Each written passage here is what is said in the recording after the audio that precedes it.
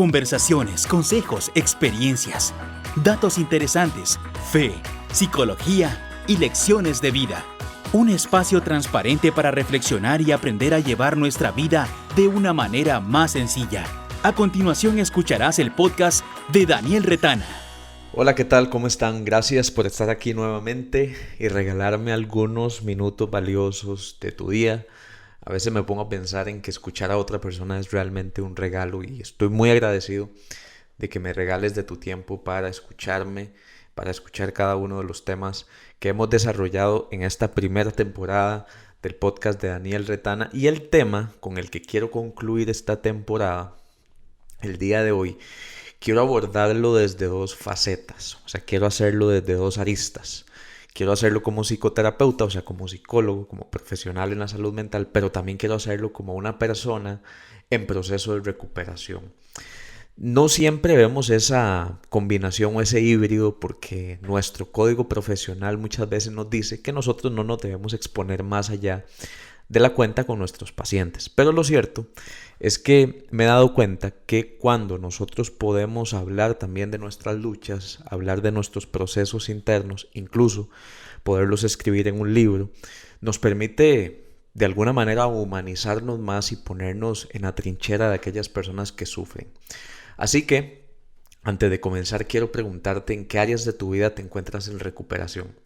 Yo siempre he tratado de tenerlas muy claras, porque es sumamente importante saber cuáles son estas áreas, que si descuidamos negligentemente y nos creemos infalibles y dejamos de prestarles atención, puede ser que caigamos nuevamente en círculos viciosos y repetitivos, o bien en lo que muchas personas evitan a toda costa, una recaída. Bueno, sí, quiero hablarles de los ataques de ansiedad, posiblemente una de las sensaciones más complicadas que yo personalmente he vivido y que muchos de ustedes también han llegado a experimentar tal vez. O puede ser que todavía no lo hayan vivido o nunca lo vayan a vivir, pero si ustedes lo han vivido, creo que concuerdan conmigo en que es una experiencia muy gris, es una experiencia muy extraña. No solemos explicar o no sabemos explicarla bien a ciencia cierta, o a veces es mucho más fácil simplemente hablar de la experiencia que tratar de explicarla.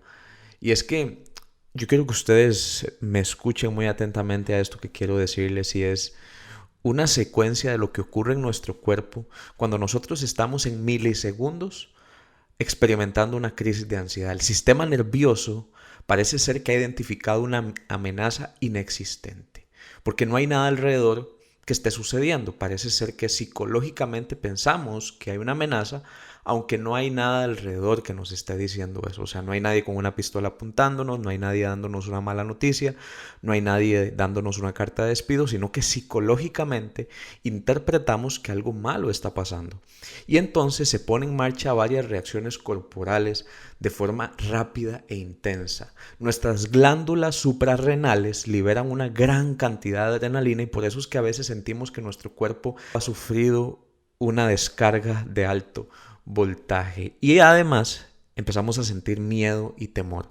Parece que en cuestión de segundos ese exceso de adrenalina puede causar que nuestro corazón vaya a un ritmo mucho más acelerado y la respiración pasa a ser rápida y superficial.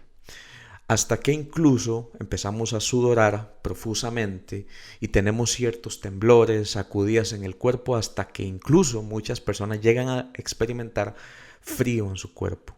El sistema nervioso contrae los músculos porque está ante una amenaza y provoca contracciones en el pecho o incluso a veces en la garganta como si tuviéramos un nudo, junto con el enorme y grandísimo temor de quedarnos sin poder respirar o con esa sensación de asfixia.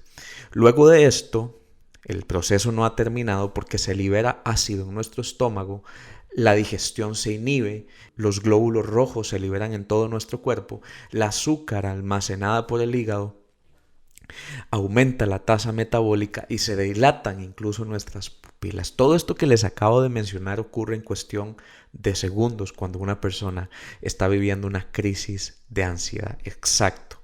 Esta historia que acabo de narrar sucede en cuestión de segundos, a veces tan rápido que no nos da tiempo de reaccionar. Los ataques de ansiedad son la experiencia más cercana que muchas personas han descrito como una desesperación absoluta. Una realidad que no respeta posiciones sociales, género, edades, religiones, profesiones. Cualquier persona está totalmente expuesta a vivir una crisis de ansiedad. Un episodio sumamente repentino que parece un ladrón que ha asaltado nuestro hogar sin haber sido invitado. Normalmente no excede unos cuantos minutos, pero cuando la crisis es muy intensa puede tardar hasta 2 horas en desaparecer completamente todos sus síntomas.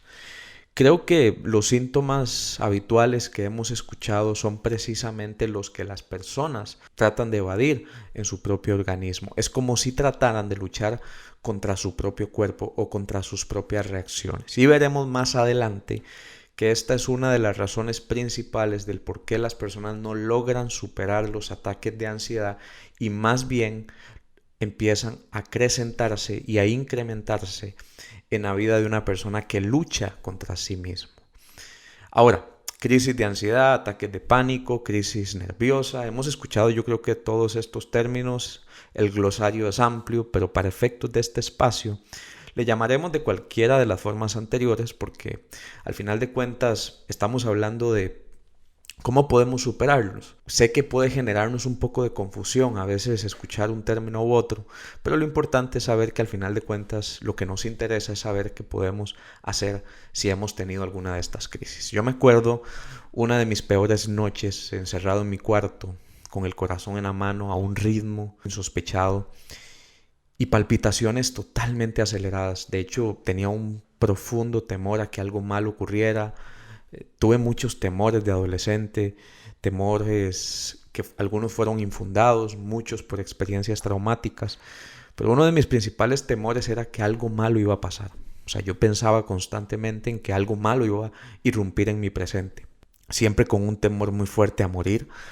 Como nunca antes lo había experimentado en esa noche, estaba prácticamente en una posición fetal, con mucho temor, pensando que algo malo iba a ocurrir. Mi cuerpo sudaba y por supuesto también sentía que yo me ahogaba. Eso despertaba como una angustia. Si tuviera que describirlo, diría que es como una daga que atravesaba mi pecho. Y yo pensaba que en cualquier momento sería un número más en la lista de una defunción en la morgue de un hospital. Pensaba que me iba a morir, era insoportable, no sabía qué hacer, ni sabía qué era lo que me estaba pasando. Era un total ignorante con respecto al tema de los ataques de ansiedad. Y bueno, nadie se muere por ansiedad, ahora lo he aprendido, pero muchas veces el sufrimiento que se llega a experimentar es mayor que aquellas personas que sufren un infarto o están bajo un riesgo real de morir. De hecho, el primer ataque de pánico en la vida de una persona, como me pasó a mí en aquel momento, en aquella noche, puede ser el más traumático, precisamente porque nunca se ha vivido algo igual. Incluso alguien podría pensar que se está volviendo loco, que ha perdido sus cabales y que terminará posiblemente recluido en un hospital psiquiátrico. O en el peor de los casos, las personas empiezan a reprimir lo que sienten porque temen que los demás les señalen como débiles emocionales por luchar con la ansiedad. Y si hay familiares que han tenido también situaciones similares, estas personas desarrollan un miedo profundo a repetir un patrón o incluso a desarrollar una enfermedad psicológica. No es lo mismo tener un ataque de pánico que sufrir un trastorno de pánico o el síndrome de pánico. Para que se pueda decir que una persona ha desarrollado un trastorno de pánico, tiene que haber tenido al menos 2 episodios como este, o sea, 2 ataques, y durante un mes o más tiempo tener un miedo intenso y fuerte a tener otro ataque como el inicial. Cuando esto ocurre, las personas han pasado de tener solo un ataque de ansiedad, o sea, una crisis de pánico, a desarrollar un trastorno de ansiedad que tiene que ser tratado. Ahora, los ataques de ansiedad no tienen necesariamente algo que los cause. Por eso es que no siempre es tan importante enfocarnos en el origen cuando alguien está teniendo una crisis. Yo no sé si ustedes han visto personas que cuando alguien está en medio de una crisis tratan de buscar las causas o los orígenes. Lo más importante en una crisis es buscar la forma de superarla. Luego, cuando ya hayamos atravesado ese momento difícil adecuadamente, podemos explorar cuáles fueron algunos posibles factores que influyeron en el desencadenamiento de este síndrome. En mi caso, cuando yo experimenté los peores años de mi vida respecto a la ansiedad, jamás hubiera imaginado que el estrés que había acumulado a lo largo de años de mi adolescencia me provocara tantos problemas. Y como hombre, quizás estamos equivocados respecto a cómo debemos afrontar la vida. Yo crecí con un pensamiento de que siempre y cuando pudiera superar cualquier prueba en mi vida, no importaba cómo me sintiera. De hecho, desde pequeño me he exigido siempre ser el mejor en todo lo que hago. Y me di cuenta en algún momento de mi vida que esa exigencia tan alta que me había puesto me había llevado a un laberinto sin salida, que era el miedo a fracasar y el no permitirme ser un humano más. Las exigencias o las autodemandas, en mi caso, fueron un factor penetrante en el desarrollo de mi ansiedad. Los ataques de ansiedad no necesariamente tienen una causa específica, porque puede ser que se unan varios eventos. Yo le llamo que es un síndrome multifactorial, o sea, hay muchos factores que pueden influir, desde tu crianza hasta el ambiente donde estás, el trabajo en donde te encuentras, la relación en donde estás, cómo manejas las situaciones, tu tolerancia a la frustración, la ausencia, el trauma, un duelo. O sea, todo esto influye de manera conjunta y al final puede despertar o puede detonar una crisis ansiosa, como muchas personas después de que ya han superado la crisis se dan cuenta que lo que estaban albergando, lo que estaban incubando era una presión respecto al estrés que habían desarrollado ya o que habían experimentado por mucho tiempo. Ahora, los ataques de ansiedad son como los temblores. Nosotros no los podemos predecir por más que queramos. Ojalá pudiéramos predecirlos, así nos podríamos preparar mejor o al menos pudiéramos estar conscientes y atentos en los momentos en que esto ocurre. Ahora, sí podemos prepararnos. Algunas personas, como a mí, en algún momento de mi adolescencia y adultez joven, me duraron unos cuantos meses, posiblemente un poco más de un año. No eran constantes, eran generalmente en las noches y también en las mañanas, a veces también cuando estaba fuera de casa, porque hay algo que se llama la agorafobia, que es el miedo intenso a que a mí me dé un ataque de ansiedad fuera de mi casa o en un espacio público. Y es más el miedo a que alguien me vea o a que alguien pueda verme en una situación desesperante, una situación embarazosa y que no sepan cómo reaccionar o incluso que puedan pensar que yo no sé lidiar con estos problemas. Después de algunos años, las crisis en mi caso desaparecieron. En algunos otros casos, las personas puede ser que solo hayan tenido un ataque en toda su vida y que nunca más se llegara a repetir. En otros casos, hay personas que tienen ataques 3 veces en un año y nunca más lo vuelven a tener. O sea, la frecuencia es impredecible. Sin embargo, el aprender a manejar nuestra ansiedad nos garantiza que si los ataques se producen, tendremos mejores respuestas. Cuando alguien está en estos minutos de agonía, suelen pensar un sinnúmero de cosas.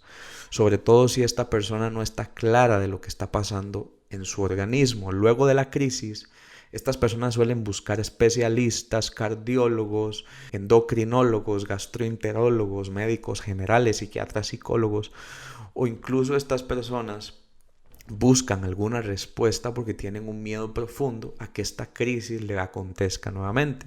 Por lo general, estas personas gastan muchísimo dinero en averiguar si algo está desajustado en su cuerpo.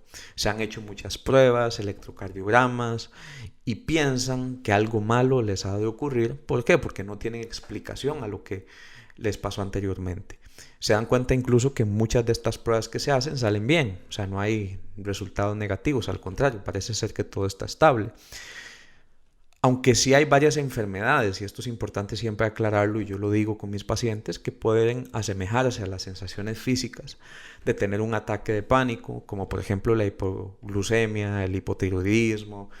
Algunas personas reaccionan de esta forma a la cafeína o incluso también las personas que están en medio de un síndrome de abstinencia respecto al alcohol o algún otro tipo de droga. Entonces, aquí es cuando uno identifica que ninguna de estas enfermedades debe confundirse con una persona que efectivamente tiene un ataque de ansiedad. En este caso, sí hay enfermedades que lo están causando, las reacciones ansiosas, mientras que en un episodio de ansiedad o en un ataque de ansiedad no hay absolutamente nada que podamos identificar como un causante específico.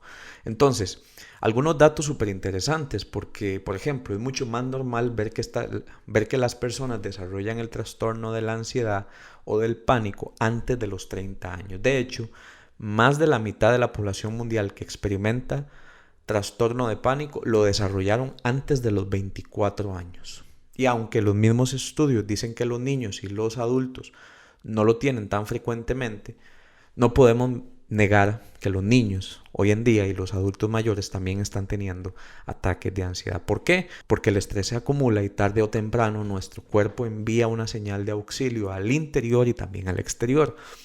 Otros datos interesantes es que, por ejemplo, se dice que las mujeres tienen el doble de posibilidades de desarrollar un trastorno de pánico. Sin embargo, también sabemos que los hombres constantemente están reportando, algunos, no todos, sentir una sensación inmanejable de angustia. Las personas que consumen droga como la marihuana también se ha demostrado que es mucho más probable que desarrollen trastornos de ansiedad. Esto según el Instituto Norteamericano de Depresión y Ansiedad. Cuando yo empecé a tener mis ataques de pánico, yo pensé que me estaba volviendo loco. Yo me hacía estas preguntas. ¿Por qué un adolescente de 19 años que hace ejercicio, que tenía un rol activo social en la iglesia, que estudiaba normalmente, que era responsable con mis tareas, que no tenía vicios, que no consumía drogas, sino que trataba de comer bien, tener un estilo de vida saludable, tenía que batallar contra este monstruo? Yo no sé si alguno de ustedes se ha preguntado esto alguna vez. Personalmente, los ataques de ansiedad a mí me llevaron a una depresión. Yo no quería trabajar, ni levantarme de la cama, no quería comer, no quería seguir estudiando. Había como algo dentro de mí que se había salido del orden natural y me generaba una impotencia, saber que mis problemas se encontraban adentro y pensaba que no podía hacer nada al respecto. A partir de ese momento consulté pastores, consejeros, líderes, psicólogos, psiquiatras y nadie se atrevía a decirme lo que me estaba pasando, o al menos nadie atinaba en qué era lo que me estaba ocurriendo. A veces pienso que fue por desconocimiento, a veces pienso que yo estaba tan resistente y me sentía tan extraño que a lo mejor no podía expresar bien lo que realmente me estaba pasando, porque nunca antes lo había vivido. Eso ocurre, te sientes tan mal que piensas que nadie más te puede comprender, y en medio de esa búsqueda también tuve pensamientos suicidas. ¿Por qué? Porque consideré que el dolor y la impotencia que sentía, más la desazón de no saber qué era lo que me ocurría, se podía extinguir a través de un acto de autoeliminación. Por supuesto, era la decisión más fácil, pero era la más cobarde, porque no afrontaba el problema, simplemente lo negaba cada día más. Creo que en el fondo de mí no aceptaba que algo dentro estuviera fallando. Y entonces fue cuando caí en una verdad que había ignorado, creo yo, por muchos años de mi adolescencia. La ansiedad que yo sentía no era culpa de nadie más, que era lo que yo solía hacer, culpabilizar a los otros. Lo que yo sentía dentro de mí era algo que yo mismo había cultivado con el paso del tiempo. Y mi pregunta en ese momento fue si habían más personas que estaban viviendo lo que yo estaba viviendo. Por supuesto que sí, me di cuenta con el tiempo. Apenas estaba empezando a estudiar, de hecho, la carrera de psicología. Y además era una época en que la psicología todavía estaba un poco estigmatizada, no como ahora, ciertamente como una profesión de poco renombre y descartable, o incluso solo para los que tuvieran que aliviar alguna locura o alguna demencia. Yo creo que aún yo no había llegado a descubrir que lo que pasaba dentro de mí era que mi mente estaba totalmente agotada de estar a la altura de lo que yo mismo me exigía hacer. No porque mis papás o la sociedad me lo exigieran, sino porque yo tenía una culpa muy fuerte dentro de mí y quería enmendar de alguna forma aquella imagen que había reflejado en algún momento. Yo quería ser una buena persona, hacer las cosas bien, espiritual, emocional, relacionalmente, como hijo, como ciudadano, pero eso me llevó a no permitirme fallar y por ende a crear un caldo de cultivo llamado ansiedad. Yo creo que los ataques de ansiedad son la llave de la caja de Pandora, porque quien no desarrolla estrategias para afrontar sus crisis de angustia en la vida está totalmente vulnerable a desarrollar un problema mayor de ansiedad.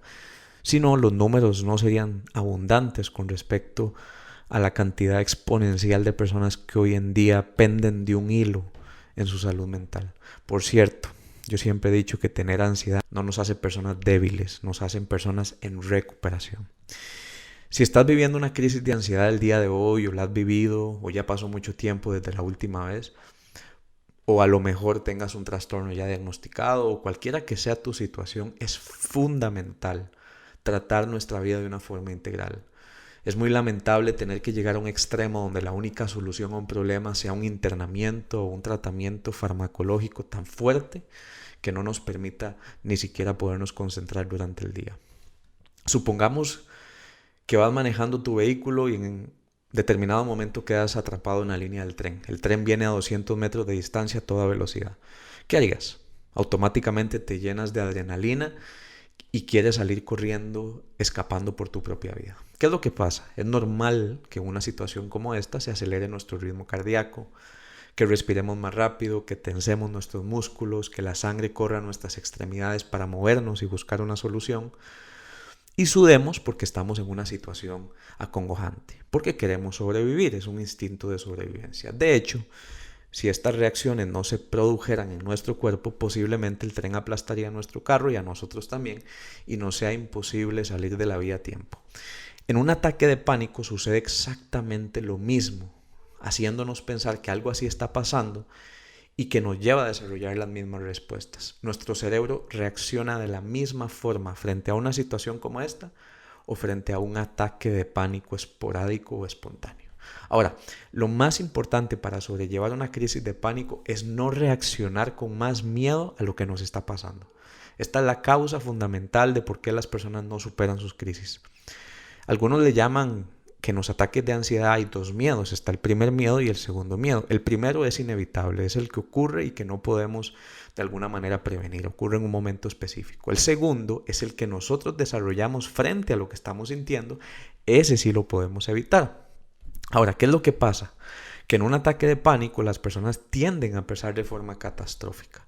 Si sienten palpitaciones, piensan que es un ataque al corazón. Si es asfixia, piensan que van a dejar de respirar y que algo malo va a pasar. Si se marean, piensan que se van a desmayar. Si se sienten desorientados, piensan que se van a volver locos. Si hay dolor en sus cuerpos, piensan que se van a caer. Y si sienten mucha angustia, piensan que van a perder el control de todo el cuerpo. Ahora, ese es el principal problema. La catastrofización de los síntomas es lo que lleva a las personas a caer en estados más profundos de ansiedad. Y este miedo exacerbado hace que las reacciones empeoren y a su vez originan más miedo. Esto se le llama la espiral ascendente del miedo, o sea, cada vez hay más miedo. Y lo curioso de todo esto es que no existe una causa que explique por qué nos sentimos con miedo, más que un miedo profundo a algo que no existe o a las mismas reacciones de nuestro cuerpo. Hay cosas que debemos saber fundamentalmente para poder afrontar un ataque de ansiedad. Es que un ataque de ansiedad o un ataque de pánico no causa un paro cardíaco o un infarto. Un ataque de ansiedad no provoca que alguien deje de respirar o que se asfixie, tampoco provoca desmayos ni que pierdas el equilibrio, y mucho menos que te vuelvas loco. Son ideas catastróficas o tu cerebro tratando de darle un sentido a lo que está ocurriendo en un momento acongojante. Ahora, para terminar, quisiera hablar de 5 puntos importantes de qué hacer si estás en medio de una crisis o si ya las has tenido, y también cómo podemos instruirnos y educarnos en este tema. En primer lugar, saber que las reacciones no son peligrosas. Pensemos por un momento. ¿Cuántas veces en un ataque de pánico o incluso en nuestra vida cotidiana lo que pensamos negativo llega a ocurrir? El 90% de esas ocasiones un pensamiento negativo no se concreta en la realidad. El otro 10% puede ocurrir pero de una manera muy distinta. Realmente lo que está pasando en un ataque de ansiedad es que las reacciones te están protegiendo de alguna amenaza que tu sistema ha identificado y que tal vez no has identificado. Yo me sentí muy mal mucho tiempo, condenado, extraño, desalienado, marginado por lo que yo vivía. Y ese es un grave error, pensar que nadie nos entiende. Muchas veces nos hace encerrarnos en una burbuja y lo cierto es que cuando esa burbuja explota, nadie estará para soportarnos. Y equivocadamente la desesperación que sentimos nos puede llevar a alejar muchas personas de nuestra vida, que pueden ser de mucha ayuda en momentos de crisis. Yo lo viví, alejé mucha gente y ya me he perdonado por eso, pero lamento no haber podido manejar las cosas de una mejor forma. Porque no está mal tener crisis de ansiedad, pero es negativo no hacer un esfuerzo por saber cómo poder manejarlas mejor. Segundo punto, en algunos casos, siempre y cuando haya una supervisión o un profesional, que es lo que yo recomiendo, algunas personas han logrado mejorías induciendo los síntomas o las reacciones que evitan. Por ejemplo, esto es como cuando un deportista entrena para mejorar sus habilidades, pero no está en un evento principal. Es como un simulacro, o sea, nos permite prepararnos para cuando realmente estemos en esta situación. Algunas personas hiperventilan en una bolsa durante 2 minutos para provocar esa sensación de respiración acelerada. Otros bajan y suben escaleras rápido para sentir la sudoración y también la aceleración cardíaca. Algunos se tapan la nariz para provocar una sensación de asfixia. Entonces, esto se provoca ¿para qué? Para que las personas se den cuenta que tienen conciencia y que además pueden superarlo con toda la naturalidad. Por eso siempre digo, esto tiene que hacerse en un espacio terapéutico, aunque hay muchas personas que lo hacen en sus propias casas o en sus propios espacios y también les ha funcionado siempre y cuando la persona que te revise o el especialista que te dé supervisión te dé el aval para poderlo hacer. En tercer lugar, no luches contra tu cuerpo.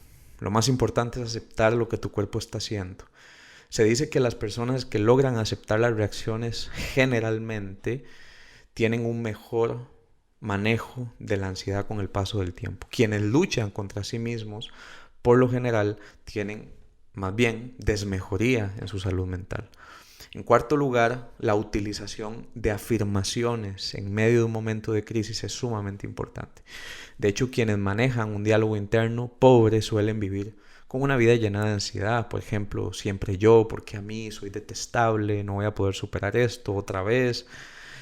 Son minas que explotan frente a nuestros ojos cuando más bien estamos tratando de sobrevivir. En cambio, por ejemplo, utilizar palabras y afirmaciones como voy a poder con esto, he manejado ya antes esta situación y sé que lo voy a poder hacer otra vez, mi cuerpo se está acostumbrando, mi cuerpo se está adaptando, el tiempo va a pasar y sé que voy a estar bien. Este tipo de afirmaciones garantizan un mejor manejo de la ansiedad. Y en quinto lugar, el tiempo va a pasar y no hay ataque de ansiedad que dure para toda la vida. Quiero terminar, porque sé que me extendí un poco más en el podcast de hoy, pero quiero terminar diciéndoles que yo en un momento de mi vida específico, para poder trabajar mejor o para poder reaccionar mejor frente a los ataques de ansiedad, llevé un proceso y tuve que someterme a muchas verdades, incluso a confrontaciones, y yo creo que eso es lo más importante que yo te quiero decir en este podcast. No evites, no postergues lo impostergable, muéstrate vulnerable. A veces es importante que alguien nos escuche y que alguien nos dé herramientas o que nos pueda aconsejar cómo manejar episodios como estos, que a veces son tan críticos, que a veces son tan imprevisibles, que a veces no los esperamos, que a veces queremos simplemente desaparecer.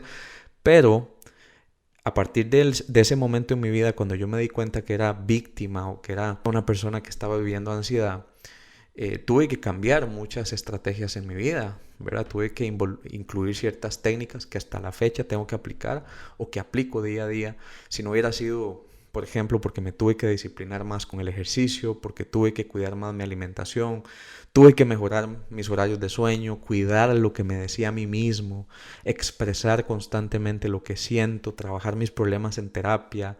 Creo que al día de hoy muy posiblemente seguiría tratando mis problemas de la misma forma que hace algunos años. Por eso yo te quiero decir, si hay una forma de salir de esto, y es trabajando integralmente en tu vida. No olvides la espiritualidad, no olvides tus emociones, no olvides la parte familiar, no olvides la parte social, porque al final de cuentas todo esto nos ayuda a una mejor recuperación. Y para finalizar, algo que te quiero decir es que si eres creyente o no lo eres, una de las cosas que a mí más me ayudó para poder superar mis crisis de ansiedad fue entender que alguien había estado en un monte hace 2000 años llamado el Monte de los Olivos, precisamente experimentando muchas de las reacciones físicas que yo estaba experimentando en mis peores momentos de ansiedad. Y fue cuando entendí que en medio de mi fe cristiana también podía conocer a ese Jesús a través de una relación en donde pudiera conocerle también en los momentos críticos de su vida.